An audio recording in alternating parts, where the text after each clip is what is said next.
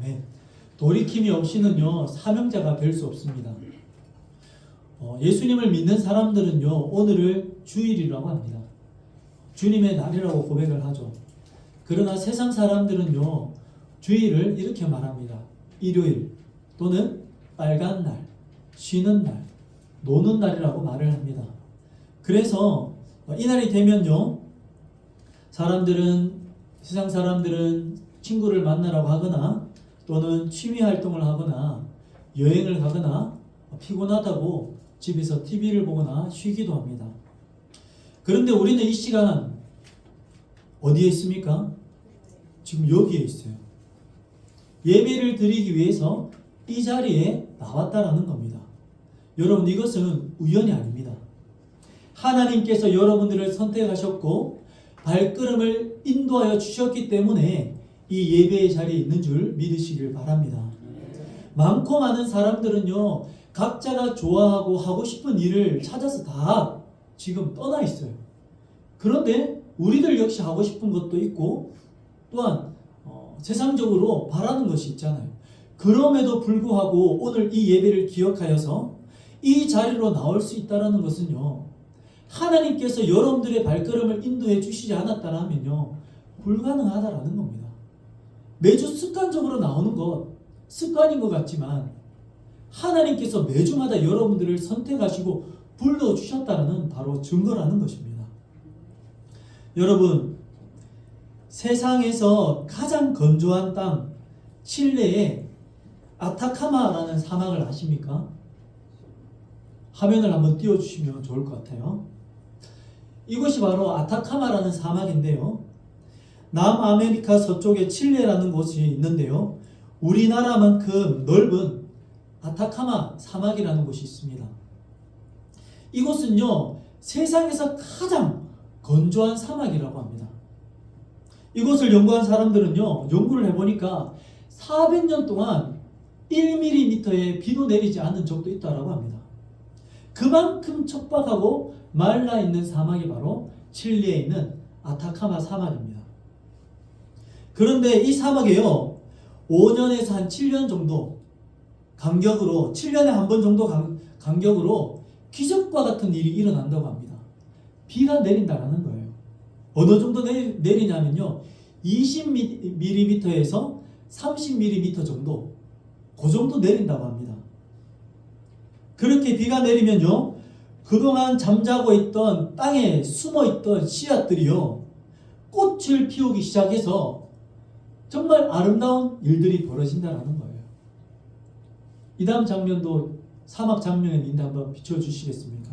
이렇게 바짝 말라 있는데요 저 땅 깊숙한 곳에 살아있는 씨앗이 있다는 겁니다. 그렇게 오랜 기간 동안 약 5년에서 7년 동안 숨을 죽이고 있다가 그 잠깐 20mm 이상 비가 올 때에 꽃이 피게 된다는 겁니다. 상상이 안 가시죠? 이 사진을 보면요 여러분들 좀 깜짝 놀라실 겁니다. 어떻게 되는가? 한번 띄워주시기 바랍니다. 그렇게 바짝 말라있던 7년이나 기간 동안에 아무런 생명조차 없을 것 같은 그 땅에요 비가 조금 왔다고 그 숨죽여 있던 씨앗들이 생명의 꽃을 이렇게 피우게 된다는 거예요. 그 다음 사진도 있는데요 이렇게 들판이 된다는 겁니다. 놀랍지 않습니까?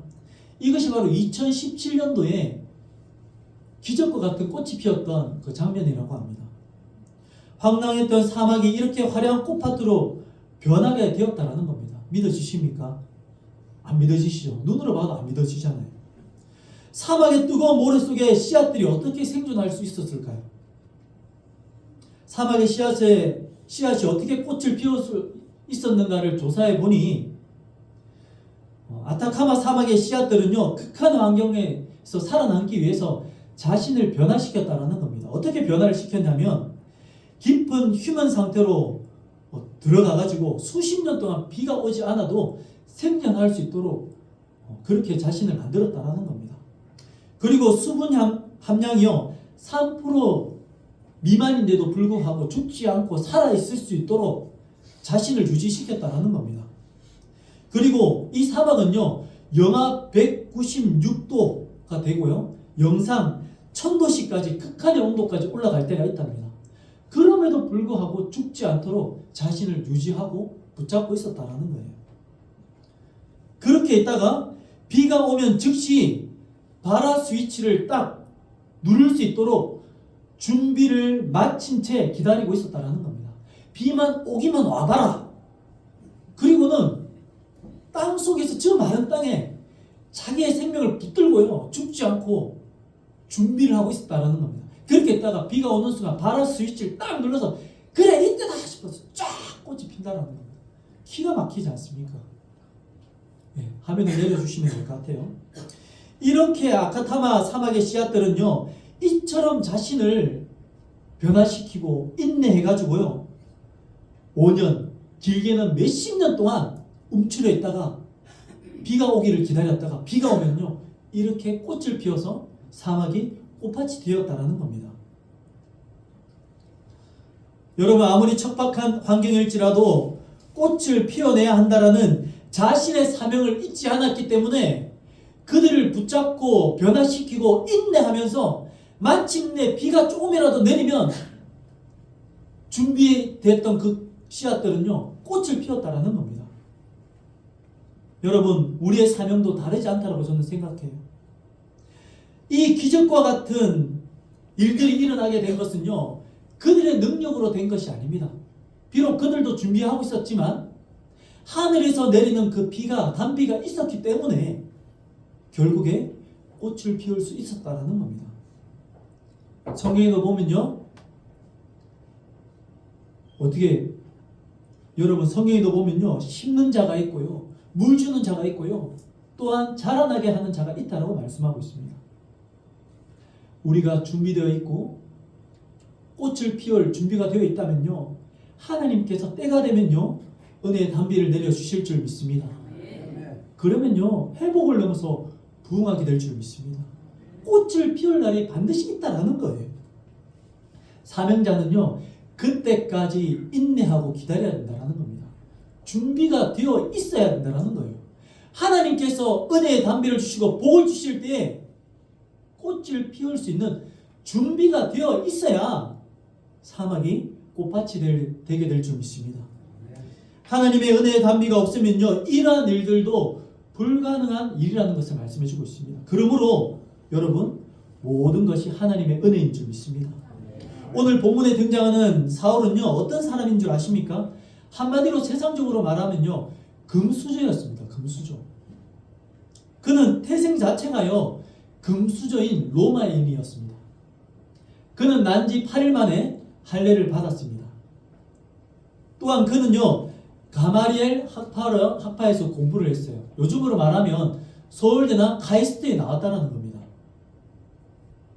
율법으로는 흠을 잡을 데가 없는 바른 생활 청년이었습니다. 그는 한마디로 완전 소중한 남자, 완소남이었어요. 그뿐만 아니라 그는 참으로 열정적인 사람이었습니다. 그는 모든 것을 가졌고 모든 소양을 갖췄음에도 불구하고 게으르지도 나태하지도 미지근하지도 않았다라는 겁니다. 그는 인생을 대충 살지 않았어요. 아주 열정적으로 살아냈습니다. 그런데 그에게 심각한 문제가 하나 있었습니다. 그것은 바로 그의 열심의 방향이 하나님과 정반대였다는 겁니다. 열심은 있었는데, 하나님을 위해서 내가 열심을 내었는데 방향이요, 정반대였다는 거예요. 사울은 오늘도 하나님을 향한 뜨거운 열정으로 나라를 혼란스럽게 하고 있는 그 예수와 예수를 믿는 잔당들을 처리하기 위해서 감옥에 쳐넣으려고 지금 다메섹 성을 지나가고 있었다라는 겁니다. 그런데 놀라운 것은요, 그 길 위에서 예수님이 먼저 찾아오셨다라는 겁니다. 바로 예수와 그 믿는 사람들을 벌하기 위해서 두고 보자 잡으러 가고 있는 중에 예수님께서 먼저 찾아오셔서 사울을 만나 주셨다라는 것입니다. 그리고 이렇게 말씀하세요. 사울아, 사울아, 어찌하여 나를 박해하느냐? 왜 나를 괴롭히느냐? 라고 주님께서 말씀하셨습니다. 사울은 그때 한 대 세게 맞은 기분이었습니다. 사울의 세계가 한순간에 무너지는 순간이었어요. 그의 정체성이 붕괴되는 사건이 일어나게 된 것이었습니다. 그는 묻습니다. 주여, 당신은 누구십니까? 이 질문은요, 지금까지 내가 옳았다라고 믿었던 것, 내가 정의라고 생각했던 것, 내가 옳은 길이라고 확신했던 그의 인생이요, 한순간에 흔들리고 무너지는 붕괴되는 사건이 일어나게 된 것이었습니다. 이게 무슨 일이지? 성도 여러분, 주일 예배는요, 내가 좋은 말씀을 듣고 은혜 받기 위해서 한 주간 기분 좋게 시작하기 위해서 나오는 자리가 아닙니다. 이 시간은요, 수술칼처럼 날카로운 말씀이 나를 찌르고요, 나 자신이 어떠한 사람인지 다시금 점검하게 하고 발견하게 하는 자리, 나를 아프고 불편하게 하는 자리가 바로 이 예배라는 겁니다. 우리는 매주일마다 하나님의 말씀 앞에 나를 세워놓고요, 자발적 파괴 작업을 하는 시간이 바로 이 주일 예배가 되어야 될 줄 믿습니다. 주님, 오늘도 내가 말씀 앞에 서보니까요, 내가 이러한 사람이었네요. 하나님, 아직도 내가 고치지 못한 나의 모습이 있습니다. 자발적 파괴 작업을 해야 되는 시간이라는 겁니다. 나를 고치고 나를 수술하는 시간이 되어야 된다는 거예요. 하나님은 사울을 버리지 않으셨습니다. 그를 사랑하셔서 그가 가진 그 재능을 쓰시기 원하셔서 그를 부르시기 위해서 찾아오셨다는 거예요. 오늘 이 자리에 있는 여러분 한 사람 한 사람도 하나님이 부르셨음을 기억하시길 바랍니다. 그가 가진 최고의 장점이자 재능이 무엇인 줄 아십니까? 바로 열정이었습니다. 그는 열정남이었어요. 사울은 그 누구보다 하나님을 향한 열정이 넘쳤던 사람이었습니다. 문제는 열정의 방향이 잘못되었다는 거죠. 그래서 예수님께서 친히 찾아오셔서 그를 만나주시고 그의 열정의 방향을 바꾸어 주셨습니다.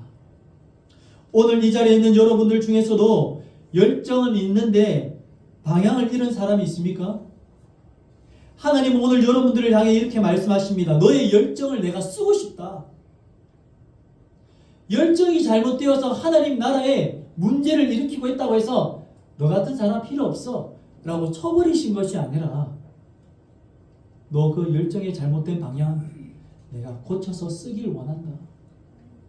남들은 너 재능 문제가 있는 것처럼 보고 너 성격 문제가 있다라고 말할지 모르겠지만 나는 네가 가지고 있는 그 성격, 재능, 남들이 손가락질하고 부족한 부분이고 고쳐야 될 부분이라고 말하는 그것, 나는 나의 뜻을 위해서 바르게 사용하기를 원한다. 안 고쳐도 된다. 내가 잘 사용할 테니 나를 위해서 살아줄 수 있겠니라고 찾아오시고 불러주셨다는 겁니다. 여러분들의 단점이요, 세상적으로는 약점이 하나님 앞에 부름받으면 장점이 되고 강점이 될 줄 믿습니다. 하나님은 그렇게 쓰신다라는 겁니다. 방향을 딱 바꾸니 그것이 나의 강점이 되었다라는 거예요. 예수님을 만나 사울의 상태가요, 8절에는 이렇게 기록되어 있습니다. 눈은 떴으나 아무것도 보지 못하는 상태가 되었다라고 말씀하고 있어요. 예수님을 만나자 눈이 멀어버린 겁니다. 아무것도 보지 못하는 상태가 되었어요. 그런데 예수님이 만난 후 그의 모습은요, 아무것도 할 수 없는 상태, 소경이 되었다라는 겁니다. 누군가의 손을 잡지 않으면 한 발자국도 움직일 수 없는 인생, 그리고 사흘 동안 아무것도 먹지도 마시지도 못하게 되었다는 겁니다. 하나님이 이렇게 하신 이유는요, 하나님은 사명자로 사람을 돌이키실 때 반드시 과거를 완전히 끊어내신다는 겁니다. 너의 인생이 이렇게 눈먼 인생과 같았다. 철저하게 회개하고 끊어버리고 나서야 네가 사명자가 될 수 있다. 너의 인생이 완전히 바뀌기 위해서는 과거를 청산해야 된다 라고 주님께서 3일 동안 그 시간을 허락하셨다는 겁니다. 마치 예수님께서 3일 동안 죽은 후에 부활하신 것과 같이 3일 동안 죽어 있는 상태 새롭게 거듭나기 위해서 그 시간을 견디게 하셨다는 겁니다. 인생을 되돌아보고 다시금 회개할 수 있는 그 시간을 허락하셨다는 거예요.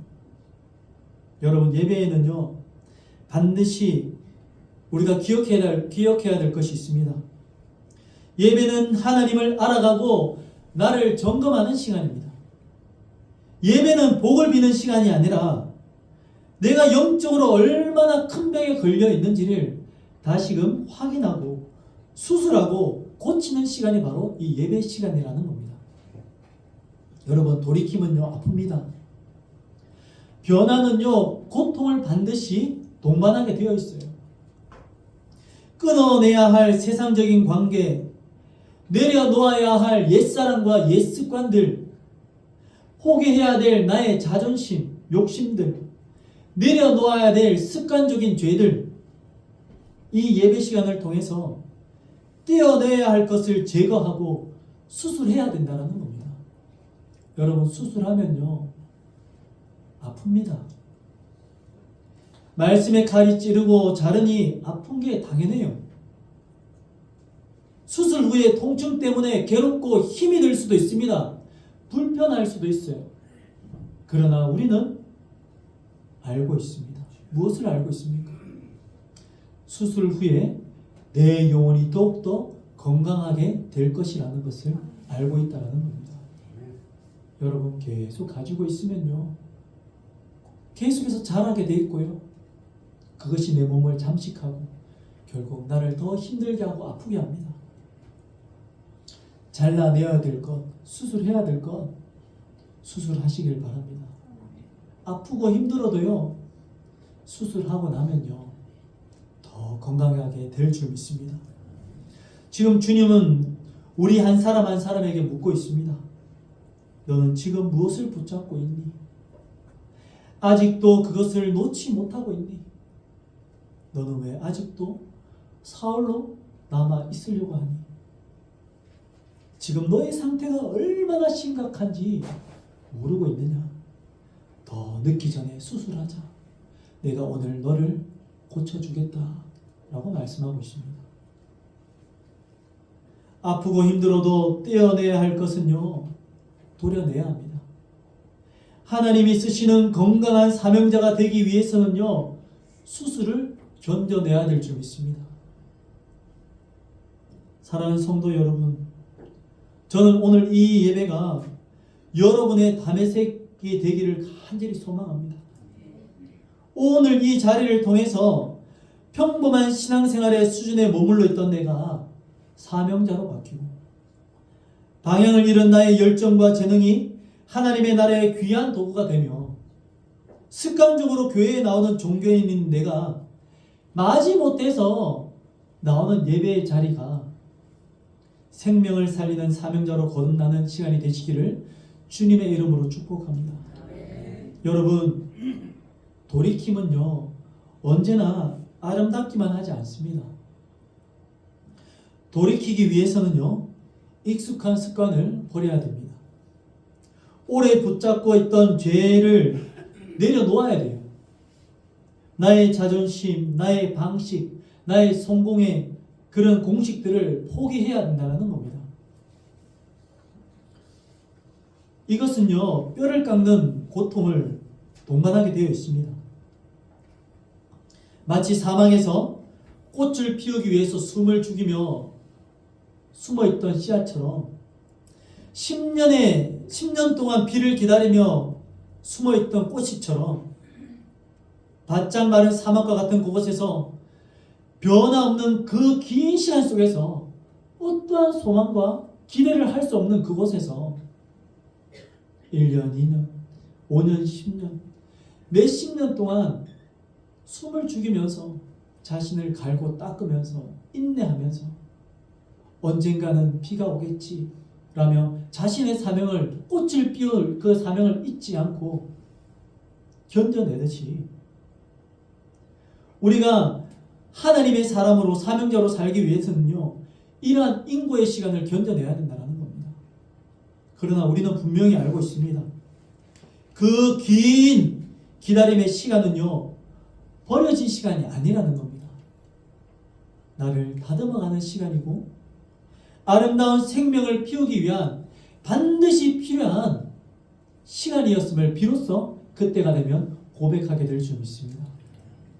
여러분, 그때까지 견디고 이겨내야지 사명의 꽃을 피울 수 있다는 겁니다.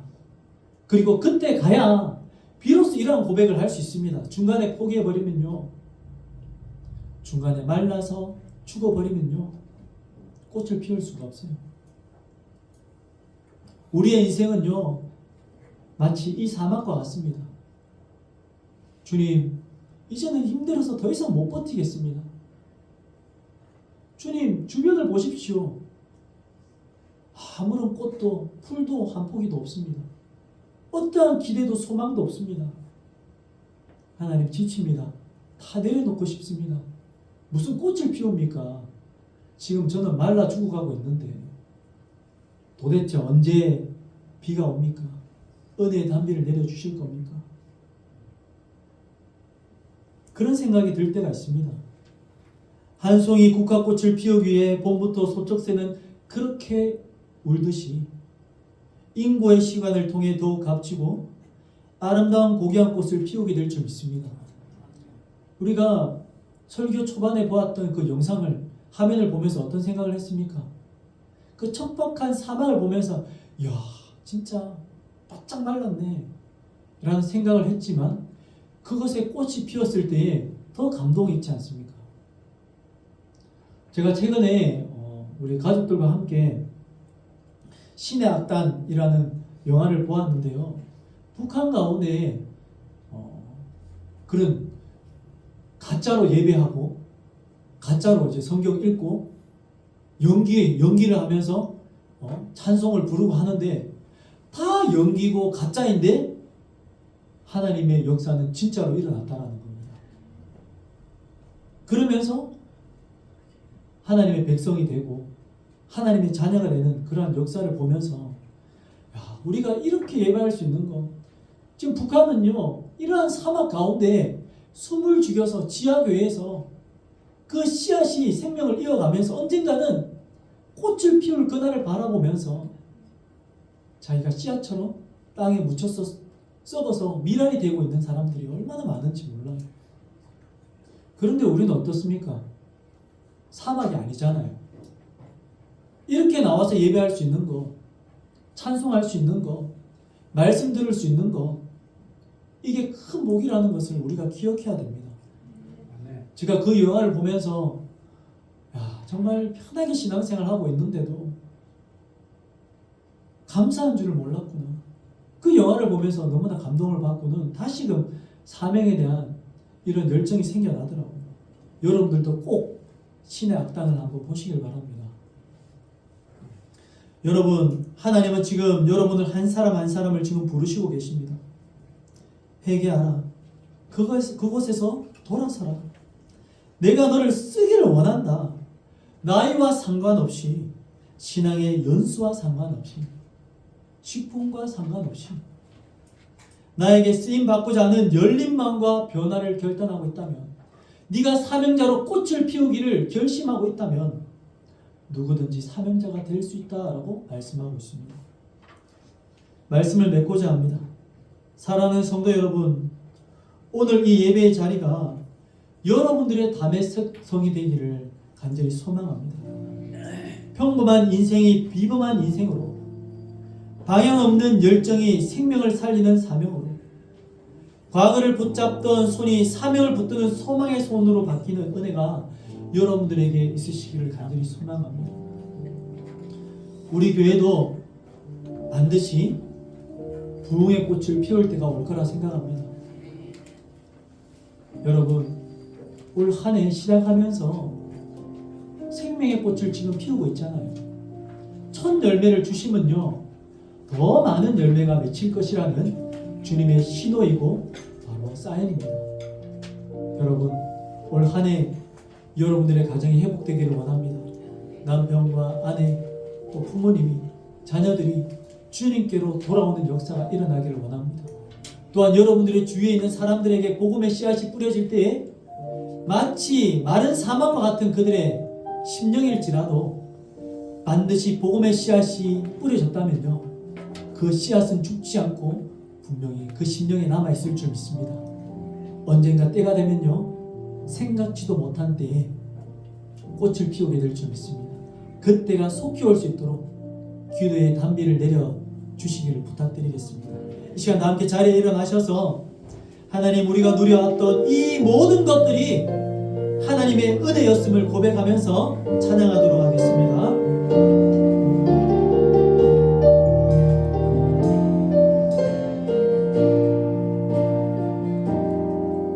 내가 누려왔던 모든 것들이, 내가 지나왔던 모든 시간이, 내가 걸어왔던 모든 순간이 당연한 것 아니라 은혜였어. 아침해가 뜨고 저녁에 노을, 봄의 꽃향기와 가을의 열매,